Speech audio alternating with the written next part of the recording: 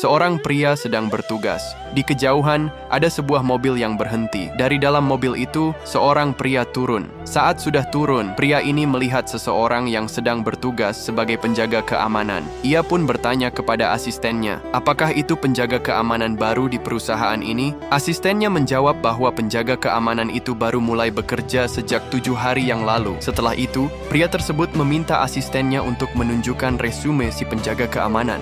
Setelah membaca resumenya, pria itu lalu menyuruh asistennya untuk menyiapkan makanan dan mobil untuknya. Beberapa saat kemudian, pria itu sudah mengenakan pakaian sederhana. Asistennya pun memberikan kunci mobil dan pria itu pergi. Saat pria itu berada di hadapan si penjaga keamanan, ia bertanya, "Di mana jalan yang menuju kantor?" Penjaga keamanan itu lalu menunjukkan arah jalannya. Setelah itu, pria tersebut kembali bertanya, "Apakah kamu masih mengingatku?" Penjaga keamanan itu terlihat bingung, tapi merasa wajah pria tersebut tidak asing. Akhirnya, pria itu memberitahu bahwa ia adalah orang yang pernah ditolong olehnya. Ternyata 1 tahun yang lalu, pria itu sedang membutuhkan bantuan karena istrinya tiba-tiba hendak melahirkan di tempat umum. Taksi yang ia telepon tak kunjung datang. Saat itu, ia melihat sebuah mobil dan langsung menghentikannya. Ternyata di dalam mobil tersebut adalah si penjaga keamanan, yang saat itu sedang berjalan bersama istrinya yang baru dinikahinya. Tanpa banyak bicara, si penjaga keamanan langsung membantu pria itu dan mengantar istrinya ke rumah sakit. Mendengar cerita itu, penjaga keamanan langsung teringat. Ia pun terharu. Setelah itu, pria tersebut mengajak penjaga keamanan itu untuk makan bersama. Awalnya penjaga keamanan menolak karena merasa tidak mengharapkan imbalan apapun. Namun, pria itu terus memaksanya dan meyakinkan bahwa soal pekerjaan akan ia tanggung jawabkan.